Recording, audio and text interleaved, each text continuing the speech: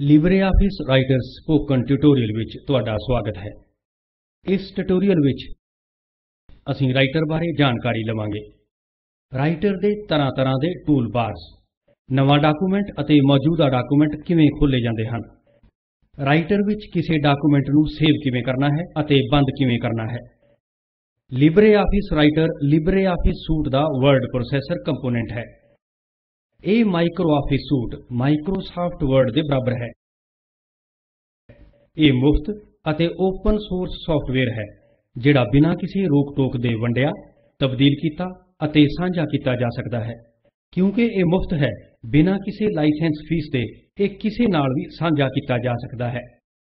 LibreOffice suit ਨੂੰ ਸ਼ੁਰੂ ਕਰਨ ਲਈ ਤੁਸੀਂ ਆਪਣੇ ਆਪਰੇਟਿੰਗ ਸਿਸਟਮ ਵਿੱਚ ਮਾਈਕਰੋਸਾਫਟ ਵਿੰਡੋਜ਼ 2000 ਜਾਂ ਇਸ ਦੇ ਉੱਚ ਵਰਜ਼ਨ ਦੀ ਵਰਤੋਂ ਕਰ ਸਕਦੇ ਹੋ। ਇਸੇ ਤਰ੍ਹਾਂ MS windows XP, MS windows 7 ਜਾਂ GNU Linux ਦੀ ਵਰਤੋਂ ਵੀ ਕੀਤੀ ਜਾ ਸਕਦੀ ਹੈ।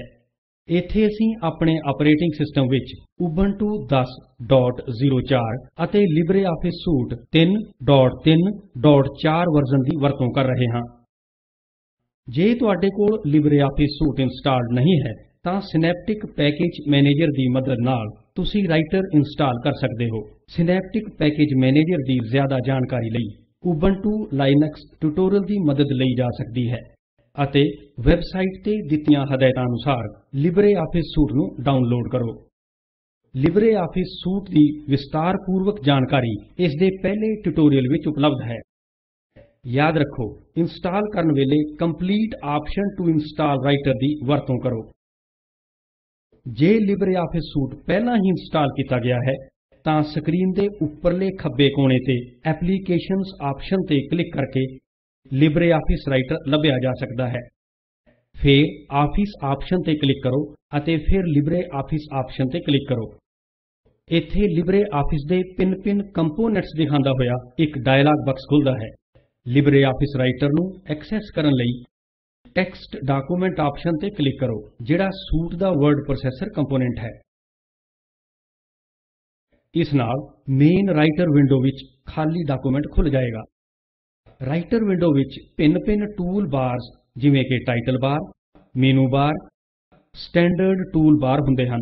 ਫਾਰਮੈਟਿੰਗ ਬਾਰ ਅਤੇ ਸਟੇਟਸ ਬਾਰ, ਜਿਨ੍ਹਾਂ ਵਿੱਚ ਜ਼ਿਆਦਾ ਵਰਤੋਂ ਆਉਣ ਵਾਲੀਆਂ ਆਪਸ਼ਨਸ ਹਨ, ਬਾਰੇ ਜਿਉਂ-ਜਿਉਂ ਟਿਊਟੋਰੀਅਲ ਅੱਗੇ ਵਧਣਗੇ ਅਸੀਂ ਸਿੱਖਦੇ ਜਾਵਾਂਗੇ। ਰਾਈਟਰ ਵਿੱਚ ਨਵਾਂ ਡਾਕੂਮੈਂਟ ਕਿਵੇਂ ਖੋਲ੍ਹਣਾ ਹੈ, ਆਓ ਸਿੱਖਦੇ ਹਾਂ।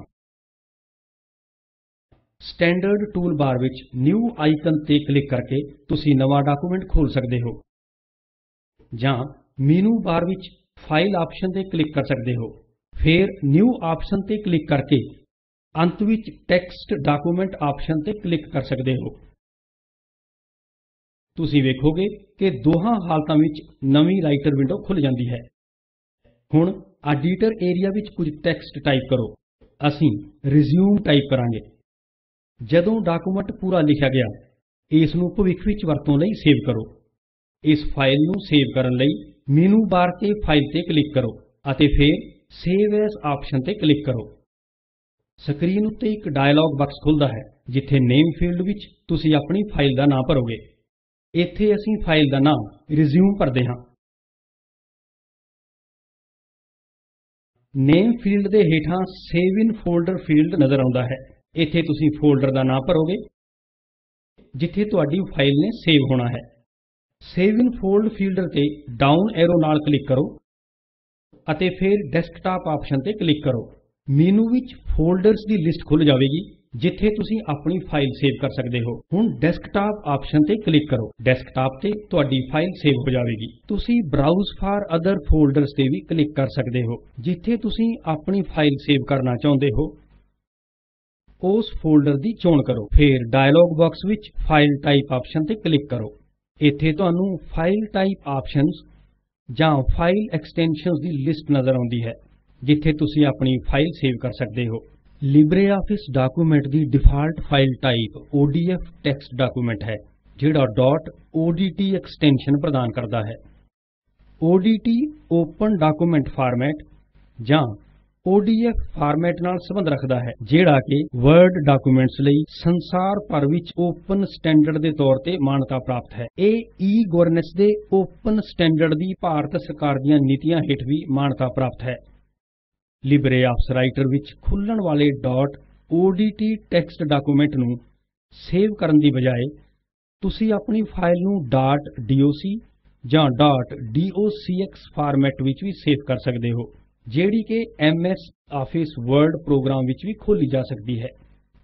ਇੱਕ ਹੋਰ ਪ੍ਰਸਿੱਧ ਫਾਈਲ ਐਕਸਟੈਂਸ਼ਨ ਹੈ .rtf, ਜਿਹੜੀ ਬਹੁਤ ਸਾਰੇ ਪ੍ਰੋਗਰਾਮਾਂ ਵਿੱਚ ਖੁੱਲ ਜਾਂਦੀ ਹੈ ਅਤੇ ਜਿਹੜੀ ਰਿਚ ਟੈਕਸਟ ਫਾਰਮੈਟ ਹੈ। ਹੁਣ ODF ਟੈਕਸਟ ਡਾਕੂਮੈਂਟ ਆਪਸ਼ਨ ਤੇ ਕਲਿੱਕ ਕਰੋ। ਤੁਸੀਂ ਵੇਖੋਗੇ ਕਿ ODF text document file .odt file type option ਦੇ ਅੱਗੇ ਖੁੱਲ ਗਈ ਹੈ। ਹੁਣ ਸੇਵ ਬਟਨ ਤੇ ਕਲਿੱਕ ਕਰੋ। ਇਸ ਨਾਲ ਤੁਸੀਂ ਟਾਈਟਲ ਬਾਰ ਤੇ ਆਪਣੀ ਪਸੰਦ ਦੇ ਫਾਈਲ ਨਾਂ ਅਤੇ ਐਕਸਟੈਂਸ਼ਨ ਨਾਲ ਰਾਈਟਰ ਵਿੰਡੋ ਵਿੱਚ ਵਾਪਸ ਪਹੁੰਚ ਜਾਓਗੇ। ਹੁਣ ਤੁਸੀਂ ਰਾਈਟਰ ਵਿੰਡੋ ਵਿੱਚ ਟੈਕਸਟ ਡਾਕੂਮੈਂਟ ਲਿਖਣ ਲਈ ਤਿਆਰ ਹੋ। ਉੱਪਰ ਦੱਸੇ ਗਏ ਫਾਰਮੈਟਸ ਤੋਂ ਇਲਾਵਾ ਰਾਈਟਰ ਡਾਕੂਮੈਂਟ .html ਫਾਰਮੈਟ ਵਿੱਚ ਵੀ ਸੇਵ ਕੀਤਾ ਜਾ ਸਕਦਾ ਹੈ, ਜਿਹੜਾ ਕਿ ਵੈਬ ਪੇਜ ਫਾਰਮੈਟ ਹੈ। ਇਸ ਨੂੰ ਉੱਪਰ ਦੱਸੇ ਅਨੁਸਾਰ ਹੀ ਕੀਤਾ ਜਾ ਸਕਦਾ ਹੈ। ਹੁਣ ਮੀਨੂ ਬਾਰ ਤੇ ਫਾਈਲ ਆਪਸ਼ਨ ਤੇ ਕਲਿੱਕ ਕਰੋ ਅਤੇ ਫਿਰ ਸੇਵ ਐਜ਼ ਆਪਸ਼ਨ ਤੇ ਕਲਿੱਕ ਕਰੋ। ਹੁਣ ਫਾਈਲ ਟਾਈਪ ਆਪਸ਼ਨ ਤੇ ਕਲਿੱਕ ਕਰੋ, ਫਿਰ HTML ਡਾਕੂਮੈਂਟ ਤੇ ਕਲਿੱਕ ਕਰੋ ਅਤੇ ਫਿਰ ਬ੍ਰੈਕਟ ਵਿੱਚ openoffice.org ਰਾਈਟਰ ਆਪਸ਼ਨ ਤੇ ਕਲਿੱਕ ਕਰੋ। ਇਹ ਆਪਸ਼ਨ ਡਾਕੂਮੈਂਟ ਨੂੰ .html ਐਕਸਟੈਂਸ਼ਨ ਦਿੰਦਾ ਹੈ। ਸੇਵ ਬਟਨ ਤੇ ਕਲਿੱਕ ਕਰੋ। ਹੁਣ ਡਾਇਲੌਗ ਬਾਕਸ ਵਿੱਚ ਆਸਕ ਵੈਨ ਨਾਟ ਸੇਵਿੰਗ ਇਨ ODF ਫਾਰਮੈਟ ਤੇ ਚੈੱਕ ਲਾ ਦਿਓ। ਅੰਤ ਵਿੱਚ ਕੀਪ ਕਰੰਟ ਫਾਰਮੈਟ ਆਪਸ਼ਨ ਤੇ ਕਲਿੱਕ ਕਰੋ। ਤੁਸੀਂ ਵੇਖਦੇ ਹੋ ਕਿ ਫਾਈਲ .html ਐਕਸਟੈਂਸ਼ਨ ਨਾਲ ਸੇਵ ਹੋ ਗਈ ਹੈ। ਸਟੈਂਡਰਡ ਟੂਲ ਬਾਰ ਵਿੱਚ ਐਕਸਪੋਰਟ ਡਾਇਰੈਕਟਲੀ ਐਜ਼ PDF ਤੇ ਕਲਿੱਕ ਕਰਕੇ ਡਾਕੂਮੈਂਟ ਨੂੰ PDF ਫਾਰਮੈਟ ਵਿੱਚ ਤਬਦੀਲ ਕੀਤਾ ਜਾ ਸਕਦਾ ਹੈ। ਪਹਿਲਾਂ ਵਾਂਗ ਸੇਵ ਕਰਨ ਲਈ ਲੋਕੇਸ਼ਨ ਦੀ ਚੋਣ ਕਰੋ। ਦੂਜੇ ਸ਼ਬਦਾਂ ਵਿੱਚ ਮੀਨੂ ਬਾਰ ਵਿੱਚ ਫਾਈਲ ਆਪਸ਼ਨ ਤੇ ਕਲਿੱਕ ਕਰਕੇ ਅਤੇ ਫਿਰ ਐਕਸਪੋਰਟ ਐਜ਼ PDF ਆਪਸ਼ਨ ਤੇ ਕਲਿੱਕ ਕਰਕੇ ਤੁਸੀਂ ਅਜਿਹਾ ਕਰ ਸਕਦੇ ਹੋ। ਜਿਹੜਾ ਡਾਇਲੌਗ ਬਾਕਸ ਦਿਖਾਈ ਦੇ ਰਿਹਾ ਹੈ, ਉੱਥੇ ਐਕਸਪੋਰਟ ਤੇ ਕਲਿੱਕ ਕਰੋ ਅਤੇ ਫਿਰ ਸੇਵ ਬਟਨ ਤੇ ਕਲਿੱਕ ਕਰੋ। ਇਸ ਤਰ੍ਹਾਂ PDF ਫਾਈਲ ਬਣ ਜਾਵੇਗੀ। ਫਾਈਲ ਅਤੇ ਫਿਰ ਕਲੋਜ਼ ਤੇ ਕਲਿੱਕ ਕਰਕੇ ਡਾਕੂਮੈਂਟ ਨੂੰ ਬੰਦ ਕਰ ਦਿਓ। ਅੱਗੇ ਅਸੀਂ ਲਿਬਰੇਆਫਿਸ ਰਾਈਟਰ ਵਿੱਚ ਮੌਜੂਦਾ ਡਾਕੂਮੈਂਟ ਨੂੰ ਖੋਲ੍ਹਣਾ ਸਿੱਖਾਂਗੇ। ਆਓ resume.odt ਡਾਕੂਮੈਂਟ ਨੂੰ ਖੋਲ੍ਹੀਏ। ਮੌਜੂਦਾ ਡਾਕੂਮੈਂਟ ਨੂੰ ਖੋਲ੍ਹਣ ਲਈ ਮੀਨੂ ਬਾਰ ਤੇ ਫਾਈਲ ਮੀਨੂ ਤੇ ਕਲਿੱਕ ਕਰੋ ਅਤੇ ਫਿਰ ਓਪਨ ਆਪਸ਼ਨ ਤੇ ਕਲਿੱਕ ਕਰੋ। ਸਕਰੀਨ ਤੇ ਇੱਕ ਡਾਇਲੌਗ ਬਾਕਸ ਖੁੱਲਦਾ ਹੈ। ਇੱਥੇ ਉਸ ਫੋਲਡਰ ਦੀ ਖੋਜ ਕਰੋ ਜਿੱਥੇ ਤੁਸੀਂ ਡਾਕੂਮੈਂਟ ਸੇਵ ਕੀਤਾ ਸੀ। ਡਾਇਲੌਗ ਬਾਕਸ ਦੇ ਐਨ ਉੱਪਰ ਖੱਬੇ ਕੋਨੇ ਵਿੱਚ ਛੋਟੇ ਜਿਹੇ ਪੈਨਸਲ ਬਟਨ ਤੇ ਕਲਿੱਕ ਕਰੋ। ਇਹ ਪੁੱਛਦਾ ਹੈ ਕਿ ਆਪਣੀ ਫਾਈਲ ਦਾ ਨਾਂ ਟਾਈਪ ਕਰੋ। ਇਹਦੇ ਨਾਲ ਇੱਕ ਲੋਕੇਸ਼ਨ ਬਾਰ ਫੀਲਡ ਖੁੱਲਦਾ ਹੈ। ਇੱਥੇ ਜਿਹੜੀ ਫਾਈਲ ਤੁਸੀਂ ਲੱਭ ਰਹੇ ਹੋ ਉਸ ਦਾ ਨਾਂ ਟਾਈਪ ਕਰੋ। ਅਸੀਂ ਫਾਈਲ ਦਾ ਨਾਂ ਰਿਜ਼ਿਊਮ ਲਿਖਦੇ ਹਾਂ। ਜਿਹੜੀਆਂ ਫਾਈਲਾਂ ਰਿਜ਼ਿਊਮ ਨਾਂ ਨਾਲ ਸਾਹਮਣੇ ਆਉਂਦੀਆਂ ਹਨ, ਉਹਨਾਂ ਵਿੱਚੋਂ resume.odt ਫਾਈਲ ਚੁਣੋ। ਓਪਨ ਬਟਨ ਤੇ ਕਲਿੱਕ ਕਰੋ। ਤੁਸੀਂ ਵੇਖਦੇ ਹੋ ਕਿ resume.odt ਫਾਈਲ ਖੁੱਲ ਰਹੀ ਹੈ। ਤੁਸੀਂ ਟੂਲ ਬਾਰ ਤੇ ਓਪਨ ਆਈਕਨ ਤੇ ਕਲਿੱਕ ਕਰਕੇ ਵੀ ਮੌਜੂਦਾ ਫਾਈਲ ਖੋਲ੍ਹ ਸਕਦੇ ਹੋ। ਤੁਸੀਂ ਰਾਈਟਰ ਵਿੱਚ .doc ਅਤੇ .docx ਐਕਸਟੈਂਸ਼ਨ ਵਾਲੀਆਂ ਫਾਈਲਾਂ ਵੀ ਖੋਲ੍ਹ ਸਕਦੇ ਹੋ, ਜਿਹੜੀਆਂ ਮਾਈਕਰੋਸਾਫਟ ਵਰਡ ਵਿੱਚ ਵਰਤੋਂ ਵਿੱਚ ਆਉਂਦੀਆਂ ਹਨ। ਹੁਣ ਤੁਸੀਂ ਜਾਣੋਗੇ ਕਿ ਫਾਈਲ ਨੂੰ ਕਿਵੇਂ ਪਰਿਵਰਤਿਤ ਕੀਤਾ ਜਾ ਸਕਦਾ ਹੈ ਅਤੇ ਉਸੇ ਨਾਂ ਹੇਠ ਕਿਵੇਂ ਸੇਵ ਕੀਤਾ ਜਾ ਸਕਦਾ ਹੈ। ਪਹਿਲਾਂ ਮਾਊਸ ਦੇ ਖੱਬੇ ਪਾਸੇ ਦੇ ਬਟਨ ਨੂੰ ਕਲਿੱਕ ਕਰਕੇ ਚੁਣੋ, ਖਿੱਚ ਕੇ ਟੈਕਸਟ ਤੇ ਲਿਆਓ ਅਤੇ ਟੈਕਸਟ ਰਿਜ਼ਿਊਮ ਚੁਣੋ। ਇਸ ਨਾਲ ਟੈਕਸਟ ਹਾਈਲਾਈਟ ਹੋ ਜਾਵੇਗਾ। ਹੁਣ ਮਾਊਸ ਦੇ ਖੱਬੇ ਬਟਨ ਨੂੰ ਛੱਡ ਦਿਓ। ਟੈਕਸਟ ਹਾਲੇ ਵੀ ਹਾਈਲਾਈਟਡ ਰਹੇਗਾ।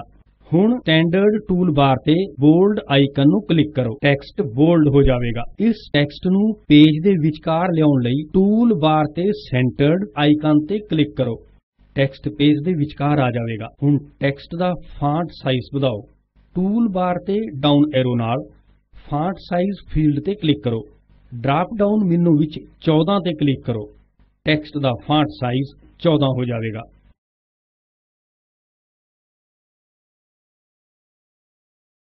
ਫਾਂਟ ਨੇਮ ਫੀਲਡ ਤੇ ਡਾਊਨ ਐਰੋ ਨਾਲ ਕਲਿੱਕ ਕਰੋ ਅਤੇ ਅਨਡੋਟਮ ਨਾਂ ਦਾ ਫਾਂਟ ਚੁਣੋ।